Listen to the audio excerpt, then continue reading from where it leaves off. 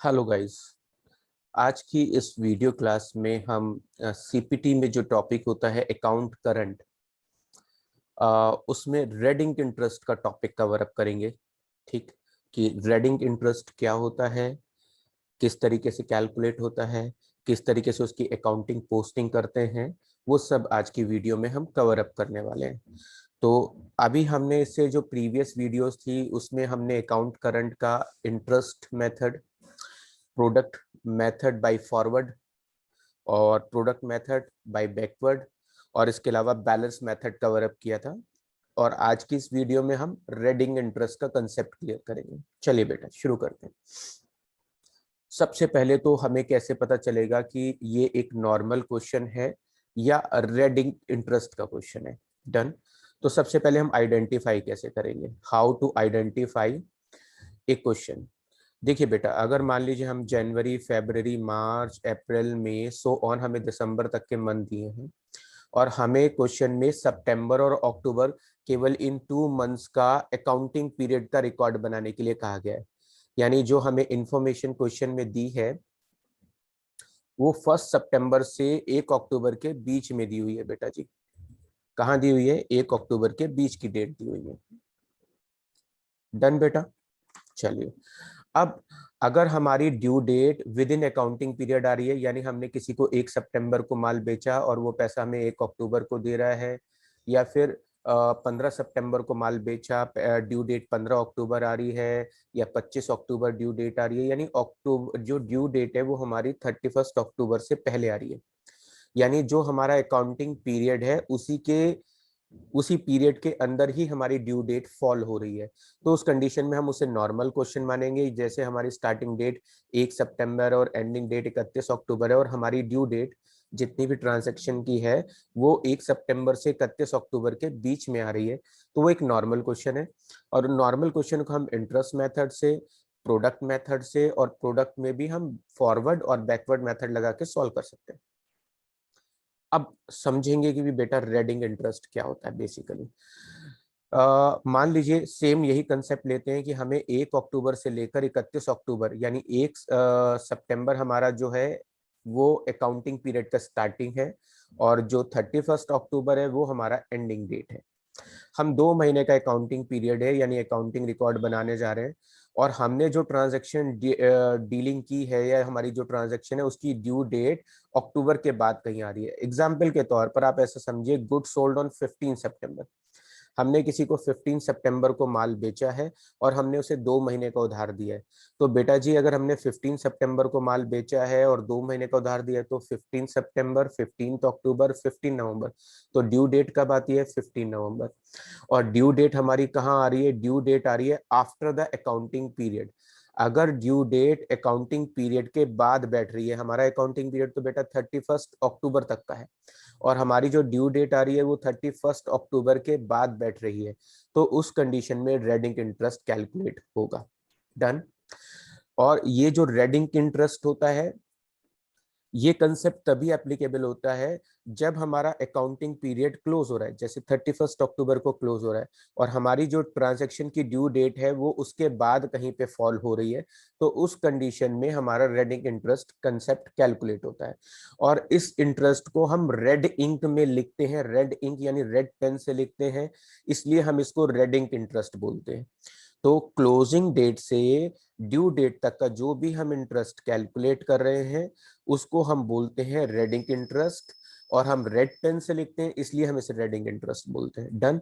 तो अगर हमें इसका कोई न्यूमेरिकल सॉल्व करना है तो हमें क्या इंपॉर्टेंट बातें हैं जो एग्जाम में ध्यान रखनी चाहिए बेटा जी?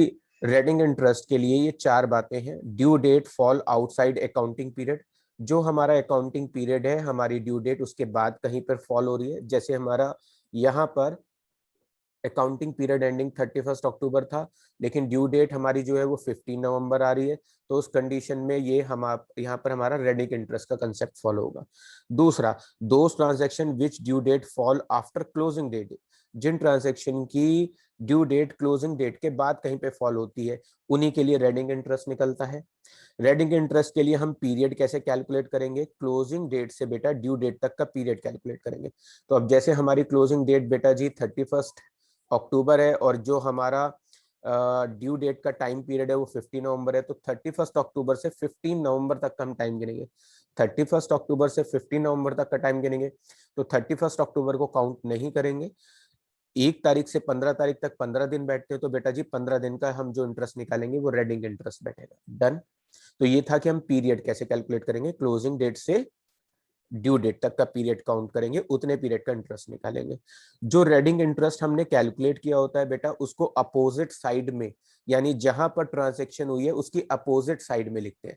अगर हमने किसी को माल बेचा है और हमने उसको सेल की एंट्री डेबिट में पोस्ट की होगी, तो उसका इंटरेस्ट जो होगा बेटा, रेडिंग इंटरेस्ट, उसकी अपोजिट साइड यानी क्रेडिट साइड में लिखेंगे। ऐसे ही अगर हमें कोई पेमेंट मिली है और उसकी जो ड्यू डेट है वो बाद में बैठ रही है, तो उसका जो इंटरेस्ट है क्रॉस साइड में पोस्टिंग होगी। डन। तो इस बेसिक में हमने ये 4-5 बातें सीख ली हैं बेटा। रेडिंग इंटरेस्ट जब हमारी क्लोजिंग डेट यानी हमारे अकाउंटिंग पीरियड के बाद ड्यू डेट फॉल करे, तो उस कंडीशन में रेडिंग इंटरेस्ट का कंसेप्ट लगेगा, पहली बात। दूसरी चीज बेटा जी, जो रेडिंग इंटरेस्ट होता है उसे हम रेड इंक में लिखते हैं, इसलिए हम इसे रेडिंग इंटरेस्ट बोलते हैं। और जो इंटरेस्ट है वो कैसे होता है, उसका टाइम ड्यूरेशन कैसे गिनते हैं, क्लोजिंग डेट से ड्यू डेट तक का पीरियड काउंट कर लेते हैं, जितना इंटरेस्ट निकलता है उसकी अपोजिट डायरेक्शन में पोस्टिंग करते हैं। चलिए बेटा जी, अब हमने ये तो समझ लिया छोटे से में कि हमारा अकाउंट करंट में नॉर्मल क्वेश्चन कैसे आइडेंटिफाई होता है और रेडिंग इंटरेस्ट का क्वेश्चन कैसे आइडेंटिफाई होता है, और क्या इंपॉर्टेंट रूल्स होते हैं जब हम न्यूमेरिकल सॉल्व करने जाते हैं। अब हम एक न्यूमेरिकल सॉल्व करके देखते हैं। जी बेटा जी, अब हम एक न्यूमेरिकल सॉल्व करेंगे बेटा जी।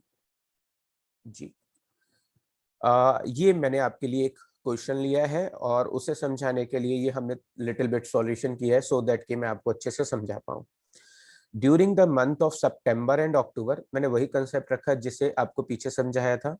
सितंबर और अक्टूबर 2019 में कुछ ट्रांजैक्शन अजय और विजय के बिटवीन हुई हैं, जो कि गिवन बिलो है, नीचे दी हुई है। Prepare account current rendered by Vijay. Vijay को ये अकाउंट बनाना है, तो बेटा जिसकी बुक्स में बनाना होता है उसका नाम हमेशा बाद में लिखते हैं, और जिसको हमें भेजना होता है उसका नाम हम स्टार्टिंग लिखते हैं। तो हमारी ये अजय से रिलेटेड डीलिंग हुई है। जो हमें रेट ऑफ इंटरेस्ट है बेटा वो 10% पर एनम के हिसाब से कैलकुलेट करना है। ये 1 सितंबर को डेबिट बैलेंस है। डेबिट बैलेंस का मतलब होता है बेटा ये पैसा पार्टी से मुझे लेना है। तो बेटा जी 1 सितंबर को डेबिट बैलेंस दिया हुआ है, तो देखिए मैंने डेबिट साइड में यहाँ शो कर दिया। 1 सितंबर को डेबिट बैलेंस दिया है, 1 सितंबर मैंने यहाँ लिख दिया और इसकी अमाउंट लिख दी। डन बेटा जी, ये मैंने इसकी डेट मेंशन कर दी, अमाउंट मेंशन कर दी। उसके बाद बेटा जी हमने माल बेचा है। अब जो माल बेच रहा हूँ उसकी पोस्टिंग में 2 साइड में कर रहा हूँ। और जो यहाँ पर हमने पार्टी को 10 तारीख को माल बेचा है, फिर 15 तारीख को पार्टी से पैसा मिला है, फिर हमने अजय को 25 तारीख में माल बेचा है, फिर 1 अक्टूबर को मुझे कुछ एक्सेप्टेंस मिली है, फिर 15 अक्टूबर को हमने कुछ माल बेचा है, फिर 25 अक्टूबर को मुझे कुछ कैश मिला है। डन बेटा, ये कुछ ट्रांजेक्शन दिए। अब जितनी भी सेल की एंट्री है वो तो मैं 2 साइड में लिखूंगा, और जितनी भी कैश की एंट्री है, कैश मिलने की, बीआर मिलने की एंट्री है, वो मैं बाई साइड में शो करूंगा। अब आपका एक सवाल होगा, सर आप ऐसे कैसे कर रहे हैं? बेटा मैं इसका लेजर बना रहा हूँ, अजय का लेजर बना रहा हूँ। और लेजर में कैसे बनाते थे आपको मैं रिकॉल करा देता हूँ। बेटा जी ये देखिए, हम आते हैं जनरल एंट्री पे। अगर बेटा मैं अजय को माल बेचूंगा तो एंट्री बनाऊंगा अजय टू सेल्स। अब सेल्स क्रेडिट है तो अजय के अकाउंट में किस साइड पोस्टिंग करेंगे? Debit side. तो जितनी भी सेल की एंट्री होंगी वो मैं डेबिट साइड में लिखूंगा। अजय का अकाउंट बनाने जा रहा हूँ, तो सेल्स क्रेडिट है तो किस साइड आएगी? Debit side. इसी तरीके से अगर मुझे अजय से कैश मिलेगा तो cash account debit to Ajay, या कोई मुझे बीआर रिसीव होगा तो BR account debit to Ajay. तो मेरे को जो कैश और बीआर रिसीव हो रहे हैं वो डेबिट है, तो अजय के अकाउंट में किस साइड पोस्टिंग करूंगा? Credit side. डन बेटा। जी बेटा, अब यहाँ पे सबसे पहले डेबिट बैलेंस था बेटा जी, ये देखिए मैंने 1 अक्टूबर को डेबिट बैलेंस, ये ऑलरेडी पहले से चीजें हाईलाइटेड हैं। मैं 1 सेकंड लगेगा, मैं इनको नॉर्मल कर लेता हूँ।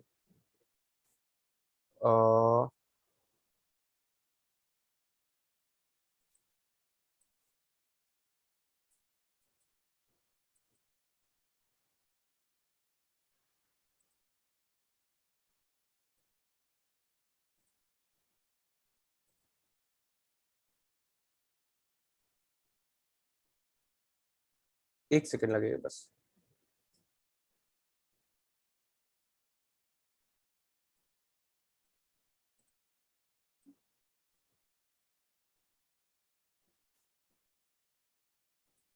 जी बेटा जी।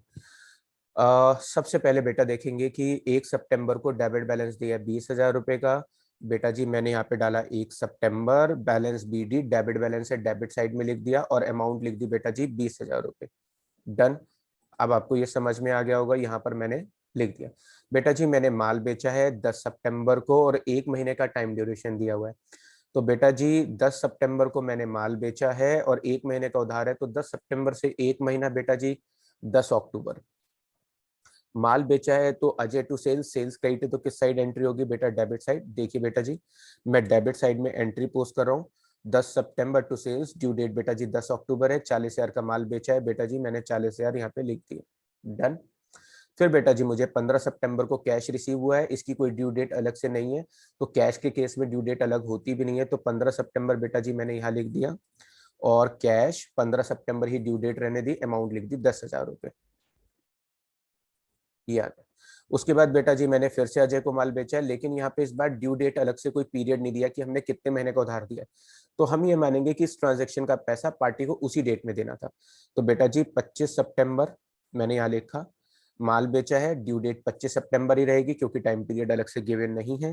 कितने रुपए का माल बेचा है बेटा जी? 30,000 रुपए का। लीजिए मैंने इसको टू साइड में पोस्ट करके हाईलाइट कर दिया। फिर मुझे 1 अक्टूबर को एक्सेप्टेंस मिली है बेटा जी, 2 महीने का टाइम ड्यूरेशन है। BR to Ajay, BR debit है तो क्रेडिट साइड में आएगा। ये तो पहली बात हुई। दूसरी बात बेटा जी, ड्यू डेट हम कैलकुलेट कर लेते हैं, 1 अक्टूबर से 1 नवंबर 1 महीना, 1 दिसंबर 2 महीना, 3 दिन एक्स्ट्रा, बिल का केस में 3 दिन एक्स्ट्रा जुड़ जाते हैं, 4 दिसंबर। तो बेटा जी 1 अक्टूबर आ गया यहाँ पर। 1 अक्टूबर को हमें BR रिसीव हुआ है, 4 दिसंबर ड्यू डेट है, 20,000 रुपए की अमाउंट है बेटा जी, और ये हमने यहाँ पे टू साइड में बाई साइड में पोस्टिंग कर दी। उसके बाद बेटा जी मैंने 15 अक्टूबर को माल बेचा है और 1 महीने का उधार दिया, तो 15 अक्टूबर से 15 नवंबर, ड्यू डेट 1 महीने बाद होती है, तो 15 नवंबर 10,000 का माल बेचा है। तो लीजिए बेटा जी यहाँ पे सेल्स आ गई, 15 नवंबर ड्यू डेट आ गई, 10,000 आ गया और मैंने इसको भी हाईलाइट कर दिया। डन बेटा जी। इसके अलावा 25 अक्टूबर को कैश रिसीव हुआ है बेटा जी, यहाँ देखिए 25 अक्टूबर को कैश रिसीव हुआ है, मैंने यहाँ पे शो कर दिया 25 अक्टूबर कैश रिसीव, 25 अक्टूबर ही ड्यू डेट है और 5,000 रुपए की अमाउंट लिख दी। अब बेटा जी आते हैं हम डेज कैलकुलेट करने पे। तो बेटा जी डेज कैलकुलेट करना है। हाँ ठीक है, तो डेज कैलकुलेट करते हैं बेटा जी, जैसे नॉर्मली हमने किए हैं बाकी क्वेश्चंस में। तो बेटा जी 1 सितंबर है, हमारी पीरियड एंडिंग एंडिंग जो है वो बेटा जी 31 अक्टूबर है। तो 31 अक्टूबर, और बैलेंस में हम फर्स्ट डे भी काउंट करते हैं, तो सितंबर के 30 दिन हो गए, अक्टूबर के 31 दिन हो गए बेटा जी, कितने दिन हो गए यहाँ पे? 61 डेज। लीजिए बेटा जी ये 61 डेज मैंने मेंशन कर दिए। अब 10 सितंबर से बेटा जी 10 अक्टूबर तक के दिन गिनने हैं हम लोगों को। सॉरी, 10 सितंबर को दिया है ड्यू डेट बेटा जी, 10 अक्टूबर दिया हुआ है। अब 10 अक्टूबर से बेटा जी 31 अक्टूबर तक के दिन गिनने हैं बेटा, ड्यू डेट से ड्यू डेट तक हमें दिन गिनने होते हैं। तो यहाँ पर इसकी ड्यू डेट बेटा जी 1 सितंबर ही रहेगी, मैं इसको ठीक कर देता हूँ। ये बैलेंस की ड्यू डेट वही रहती है 1 सितंबर, और यहाँ पे मैंने 1 सितंबर से 31 अक्टूबर तक दिन गिने 61। बेटा जी 10 अक्टूबर से 31 अक्टूबर तक दिन गिनूंगा, 31 में से 10 गए सर, 21 दिन। बेटा जी ये 21 दिन देखो मैंने मेंशन कर दिए। ये मैं आपको डेज कैलकुलेट करना समझा रहा हूँ, 21 दिन हमारे निकल कर आ गए। उसके बाद बेटा जी 25 सितंबर से दिन काउंट करने हैं 31 अक्टूबर तक। 30 दिन सितंबर में होते हैं, 30 में से 25 गए, 5 दिन सितंबर के और 31 दिन अक्टूबर के, तो बेटा 36 दिन हो गए। ये मैंने यहाँ पे 36 दिन मेंशन कर दिए। उसके बाद बेटा जी यहाँ पर ड्यू डेट आ रही है 15 नवंबर, हमारे अकाउंट क्लोज हो रहे हैं 31 अक्टूबर को और ड्यू डेट आ रही है 15 नवंबर। इट मींस हमारी जो ड्यू डेट है वो अकाउंटिंग पीरियड के बाद फॉल हो रही है, तो मींस इसका रेडिंग इंटरेस्ट कैलकुलेट होगा। क्या कैलकुलेट होगा बेटा जी? इसका रेडिंग इंटरेस्ट कैलकुलेट होगा। तो मैं इसको रेडिंग इंटरेस्ट, यानी इसको मैं बाद में कैलकुलेट करूंगा। डन। तो इस ट्रांजैक्शन का रेडिंग इंटरेस्ट कैलकुलेट होगा, क्योंकि इसकी ड्यू डेट अकाउंटिंग पीरियड के बाद फॉलो हो रही है। अब इधर की तरफ आते हैं बेटा जी, 15 सितंबर है, इसकी ड्यू डेट 15 सितंबर है। 15 सितंबर से 31 अक्टूबर तक टाइम गिने तो बेटा सर सितंबर के 15 दिन बचे और 31 दिन हो गए अक्टूबर के, तो सर 46 डेज हो गए। जी बेटा जी 46 डेज हो गए, ये बेटा 46 डेज हो गए, मैंने यहाँ शो कर दिया। उसके बाद बेटा जी यहाँ पर आ रहा है 1 अक्टूबर, 4 दिसंबर।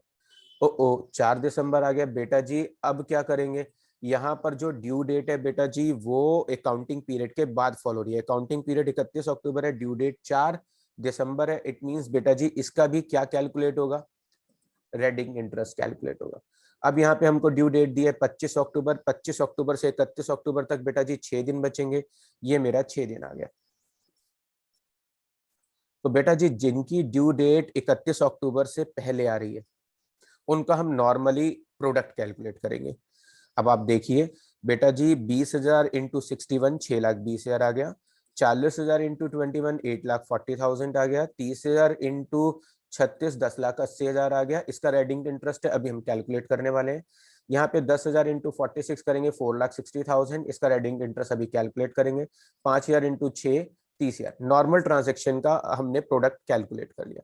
अब इसका रेडिंग इंटरेस्ट निकालना है। मैंने आपको बताया था रेडिंग इंटरेस्ट जो है वो अपोजिट डायरेक्शन में निकाला जाता है, तो बेटा जी इसका जो रेडिंग इंटरेस्ट है वो मैं अपोजिट डायरेक्शन में निकालूंगा। ये देखिए बेटा जी यहां से मैं कैलकुलेट करूंगा। और रेडिंग इंटरेस्ट का पीरियड कैसे गिनते थे, जो अकाउंटिंग पीरियड की क्लोजिंग डेट होती है वहां से ड्यू डेट तक का। तो बेटा जी मेरी ड्यू डेट है 4 दिसंबर और मैंने अभी आपको बोला अकाउंटिंग पीरियड का एंडिंग वो है 31 अक्टूबर। 31 अक्टूबर से 4 दिसंबर तक, तो 31 अक्टूबर तो एंड हो चुका, तो 30 दिन नवंबर के और 4 दिन दिसंबर के, तो बेटा 34 दिन हो गए। 20,000 रुपए की अमाउंट है, 34 दिन से मल्टीप्लाई करूंगा तो बेटा जी मेरे पास क्या निकल कर आएगा, मेरे पास निकल कर आएगा इसका जो मैंने कैलकुलेट किया प्रोडक्ट कितना निकल कर आया बेटा जी 6,80,000। यहाँ पे मैंने 34 दिन इसका टाइम लिख दिया, टोटल अमाउंट निकली 6,80,000। ये मैं आपके लिए रेड से हाईलाइट कर देता हूँ, ये लीजिए रेड से बजाय मैं किसी और कलर से ब्लू कलर से मेंशन कर देता हूँ। तो ये मैंने अपोजिट साइड में इस वाली ट्रांजैक्शन का रेडिंग इंटरेस्ट। सर आपने रेड से क्यों नहीं लिखा, बेटा मैं इंटरेस्ट नहीं, मैंने सिर्फ रेडिंग प्रोडक्ट कैलकुलेट किया, अभी इंटरेस्ट जब निकालूंगा तो उसे रेडिंग से लिख दूंगा। डन। एक बार मैं पीरियड फिर से समझा दूं बेटा, 4 दिसंबर है, 31 अक्टूबर से 4 दिसंबर तक 30 दिन नवंबर के, 4 दिन दिसंबर के, 34 दिन हो गए। डन। अब ऐसे ही बेटा जी इधर वाली साइड भी एक रेडिंग का पॉइंट आया था, तो उसका भी मैं कैलकुलेशन कर लेता हूँ बेटा जी। ये हमारे पास आ गया, ये वाली ट्रांजेक्शन आ गई और आपको समझाने के लिए मैं यहाँ पे इसकी कैलकुलेशन इधर के साइड पे ले लेता हूँ। ये रहा इसका कैलकुलेशन। 10,000 रुपए की अमाउंट है बेटा जी, 15 नवंबर है, तो 31 अक्टूबर से 15 नवंबर तक, तो अक्टूबर तो एंड हो चुका और 15 दिन नवंबर के, तो बेटा जी 10,000 इंटू 15, तो हमारे पास 15 हो गया और यहाँ पर कितना आ गया 1,50,000 रुपए। जी बेटा जी ये रेडिंग इंटरेस्ट हमने इस वाली ट्रांजेक्शन का अपोजिट साइड में निकाल के लिख दिया। डन। ये मैंने इसको ब्लू से मार्क कर दिया। अब हमने रेडिंग इंटरेस्ट कैलकुलेट कर दिया। अब आपको पता चल गया रेडिंग इंटरेस्ट का कंसेप्ट कब लगता है, जब ड्यू डेट अकाउंटिंग पीरियड के बाद कहीं फॉलो हो रही हो। उसके बाद कैसे निकालते हैं बेटा जी, जो हमारी अकाउंटिंग पीरियड एंडिंग होती है उससे ड्यू डेट तक का पीरियड काउंट करो और अपोजिट डायरेक्शन में उसका प्रोडक्ट करके लिख दो। लिख दिया बेटा जी। अब क्या करेंगे, रेडिंग इंटरेस्ट निकालेंगे। सबसे पहले बेटा जी ये वाले प्रोडक्ट का सम करेंगे, 6,20,000, 8,40,000, 10,80,000, 6,80,000 और 3,20,000, सॉरी 32,20,000, इनका टोटल हो गया बेटा जी। ये टोटल आ गया यहाँ पर। अब इस टोटल में से बेटा जी मैं क्या करूंगा, ये वाली डायरेक्शन की ये जो चीजें लिखी हुई हैं, ये वाले जो तीनों प्रोडक्ट ने इन्हें माइनस करूंगा। इन्हें समझाने के लिए मैं आपको थोड़ा सा हाईलाइट कर देता हूँ दूसरे कलर में। तो मैं 32,20,000 में से ये वाला 4,60,000, 30,000 और 1,50,000 माइनस करूंगा, तो कितना प्रोडक्ट का बैलेंस बचेगा, 25,80,000 का। ये प्रोडक्ट का बैलेंस बच रहा है डेबिट बैलेंस, क्योंकि डेबिट साइड का प्रोडक्ट ज्यादा है तो ये डेबिट प्रोडक्ट हो गया और डेबिट बैलेंस पे हम इंटरेस्ट लेते हैं, मेरा पैसा निकलता है। तो बेटा 25,80,000 रुपए का जो balance of red ink and product था उस पर मैं इंटरेस्ट निकालने जा रहा हूं और इसको मैं मेंशन कर दूंगा अब रेडिंग से। और मैं इसे रेड इंक से लिखूंगा, इसलिए मैं इसे बोलता हूँ रेड इंक इंटरेस्ट। डन बेटा जी। कैसे निकाल रहा हूँ? 25,80,000 रुपये प्रोडक्ट का, रेडिंग प्रोडक्ट का बैलेंस है जो मेरा निकलता है 10% के हिसाब से। क्वेश्चन में 10% का रेट है, और 1/365 707 रुपये का इंटरेस्ट निकला। मैंने 20,000 रुपये, 40,000 रुपये, 30,000 रुपये, 10,000 रुपये, 707 रुपये जोड़े। टोटल इतनी अमाउंट है। उसमें से मैंने इधर का बैलेंस घटाया, 10,000, 20,000, 5,000 रुपये। ये मेरा बैलेंस बच गया बेटा जी, ये मेरा फाइनल आंसर है।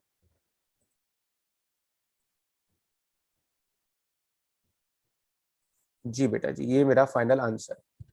डन। तो होप यू गाइस इस वीडियो से अब आपको समझ में आ गया होगा रेडिंग इंटरेस्ट का कंसेप्ट कब लगता है, रेडिंग इंटरेस्ट क्या होता है, कैसे कैलकुलेट होता है, और इसका इंटरेस्ट हम रेडिंग में लिखते हैं, इसलिए हम उसे रेडिंग इंटरेस्ट बोलते हैं। चलिए गाइस, किसी और नेक्स्ट वीडियो में किसी और टॉपिक के साथ आपके साथ मिलते हैं।